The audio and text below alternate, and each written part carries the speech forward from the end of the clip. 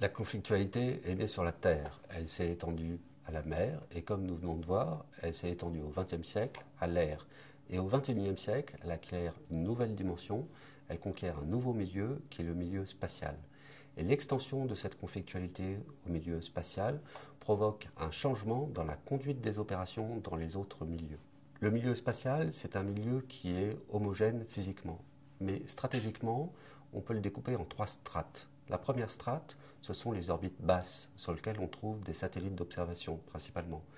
Puis à partir de 5000 km d'altitude, ce sont les orbites moyennes, sur lesquelles on trouve des satellites de positionnement. Et puis on a les orbites hautes, à partir de 36 000 km d'altitude, où on trouve des satellites de communication, principalement, qui sont sur des orbites géostationnaires. Le milieu spatial est donc un milieu qui est physiquement homogène et qui a les mêmes caractéristiques que le milieu aérien, c'est-à-dire qu'il est continu, translucide, perméable et profond. Au-delà de ces caractéristiques physiques, il y a aussi une autre caractéristique qui le rapproche du milieu aérien et du milieu naval, c'est qu'il est lisse. Et en tant que milieu lisse, le même principe stratégique s'applique au milieu spatial que pour le milieu aérien ou que le milieu naval, c'est-à-dire qu'il faut impérativement acquérir la maîtrise de ce milieu, c'est-à-dire de pouvoir conduire des opérations dans l'espace et d'interdire les opérations spatiales à son adversaire. L'espace sert au début comme milieu soutien, c'est-à-dire que grâce aux moyens spatiaux, on soutient les opérations qui sont menées dans les autres milieux. Et puis l'espace est devenu tellement important pour les opérations dans les autres milieux qu'il est devenu un théâtre d'opérations à part entière. Et les opérations spatiales ont pour but d'acquérir la maîtrise de ce milieu. Les opérations d'acquisition de la supériorité spatiale sont dépendantes de la fragilité du milieu spatial, comme le montraient les tirs anti-satellites chinois et américains, qui ont entraîné la production de très nombreux déchets, qui sont susceptibles ensuite d'entraîner des réactions en chaîne, et donc de multiplier les déchets. Et la multiplication de ces déchets constitue des menaces pour tous les satellites sur une orbite donnée.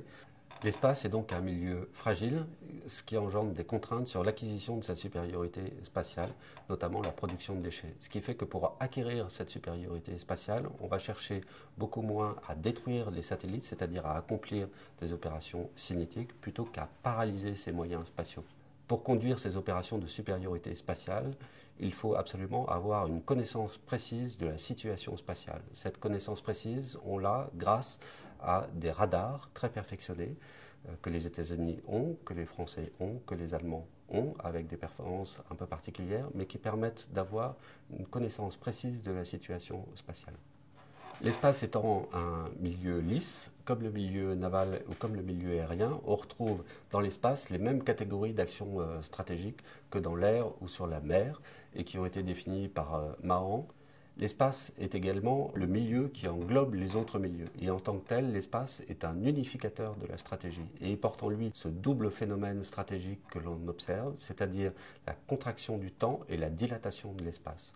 Les moyens spatiaux sont devenus tellement importants pour les opérations militaires qu'on ne peut pas imaginer une guerre future sans guerre dans l'espace. Et de même qu'on ne peut pas imaginer une guerre future sans une autre dimension qui sera abordée dans un autre cours, une guerre dans le cyberespace, qui accentue ce phénomène de dilatation de l'espace et de contraction du temps. Et Colin Gray, dans son ouvrage La guerre au XXIe siècle, le dit bien, il dit « La guerre future inclura l'espace et le cyberespace ». Je vous remercie de votre attention.